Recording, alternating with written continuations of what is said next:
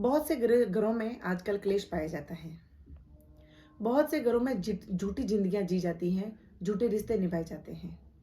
क्यों रिश्ते दिलों से नहीं निभाए जाते हैं? इसी वजह से मेरा मानना यह है कि परिवार कमजोर है। परिवार में कमजोरी क्या है, परिवार क्यों कमजोर है, इसके लिए सबसे पहले तो आपको ये वीडियो कंप्लीट एंड तक देखना होगा, समझना होगा। एक सिंपल सी बात बता देती हूँ मैं आपको कि हर कोई व्यक्ति सच्चाई जानता है लेकिन उससे दूर भागता है। वो सच्चाई को स्वीकार नहीं करना चाहता, वो सच्चाई को अपनाना नहीं चाहता, सच्चाई को समझना नहीं चाहता, इसीलिए दुखी है। वरना बाहर की कोई एक्सटर्नल चीज आपको आपके कोई दुखी नहीं कर सकती।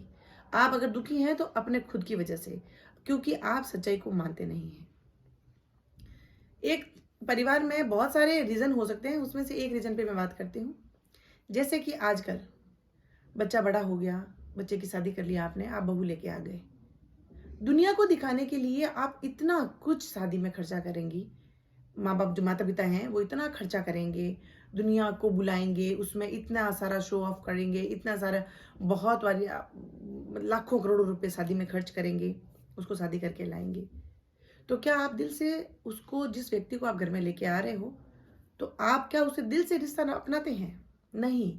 हमें सिर्फ लोगों के सामने ये प्रिटेंड करना है कि हाँ, हमारे पास में बहुत पैसा है और हम घर में लेके आए हैं उसको। सबसे, और उसमें से एक एलिमेंट मैं उठाती हूँ कि सास बहू का रिश्ता। आजकल आपने देखा होगा कि चाहे सोशल मीडिया पे हो गया, या आप ऐसे भी देखो, ऑफलाइन भी किसी को गॉसिप करते हुए देखा होगा आपने, या फैमिली में भी बात करते हुए सुना होगा।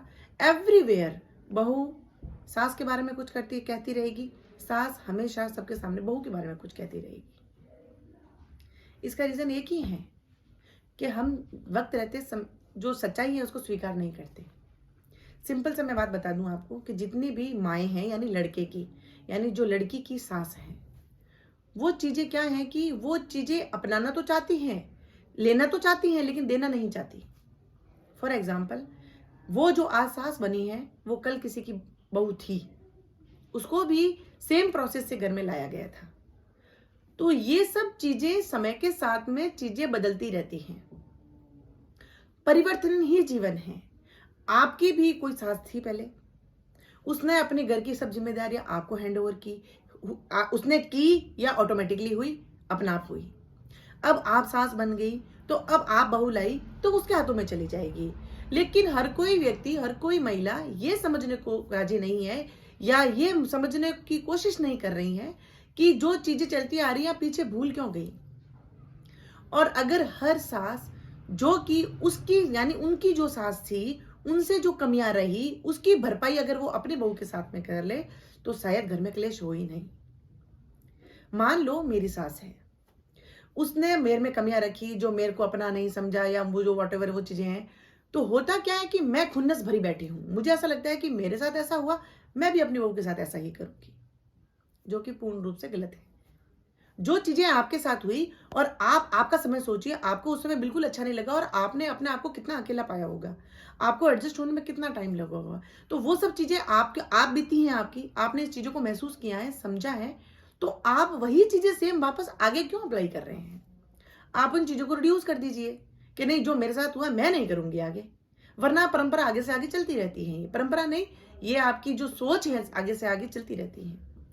आपने आपके सासू के बारे में कहा कि नहीं, मेरे साथ गलत से गलत हुआ, मुझे अच्छा नहीं लगा, मुझे अपना नहीं समझा, तो आपको लोगों के बीच में हमेशा जो है टकरार रही, कभी अपनापन आया ही नहीं।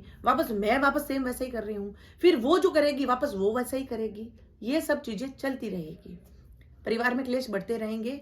लेकिन सबसे पहले मैं आपको एक चीज कहना चाहती हूँ, चाहे कोई भी महिला हो जो सास बनने जा रही हो, या सास बन चुकी है, या फिर नहीं भी है, लेकिन उसकी समझ होनी जरूरी है कि आपका जो बेटा है, वो आपका माँ बेटे का जो रिश्ता है, वो आपका बेटा किसी का पति है। और जो एक्सपेक्टेशंस आप आपके पति से करती हैं, वो जो घर में नया मेंबर आया है वो भी अपने पति से एक्सपेक्ट करता है।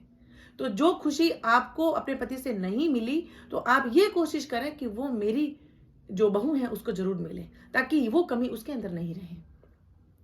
या फिर रिलेशन उनका स्ट्रांग करिए। बेटे का तो आपने जन्म दिया है, वो तो आपका है ही है।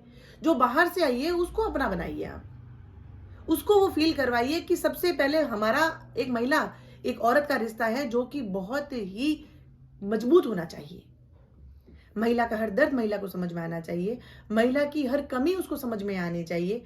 तो आप तभी वो आपको वो फीलिंग आएगी, तभी तो आप समझ पाएंगी। तो क्यों आप ये भूल जाती हैं कि आप जो जिसकी माँ है वो उसकी पत्नी है, और पति पत्नी के रिश्ते के बीच में इंटरफेयर करना आई थिंक बिल्कुल ठीक नहीं है। और वहां पे क्लेश हमेशा रहेगा, आप भी सुखी नहीं रहेंगी, बहू भी सुखी नहीं रहेगी, और बेटा तो आपका कतई सुखी नहीं रहेगा। इसीलिए रिश्तों को अगर सहज बनाना है तो सच्चाई अपनानी होगी कि मैं आसास बन गई हूं, बस मेरा खत्म काम, खत्म मेरा मतलब कि अब जिम्मेदारियां उसको दे दूं। मैं, मेरा काम है अच्छी बात रहे, मैं अच्छी बात करूं, अच्छा घर में जो चीजें गलत हो रही है उनको टोकूं, सही करूं, और रिश्ता मजबूत बनाने की कोशिश करूं, ताकि वो आपसे अच्छा स्ट्रांग रहेगा, वो आपसे भी बेटर आगे करेगी जब वो सास बन जाएगी। यही कारण है, सच्चाई यही है।